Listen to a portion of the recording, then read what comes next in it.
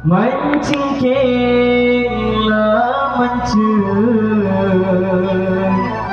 akan taropun mun ngabes tikanen seneng tuju kadua te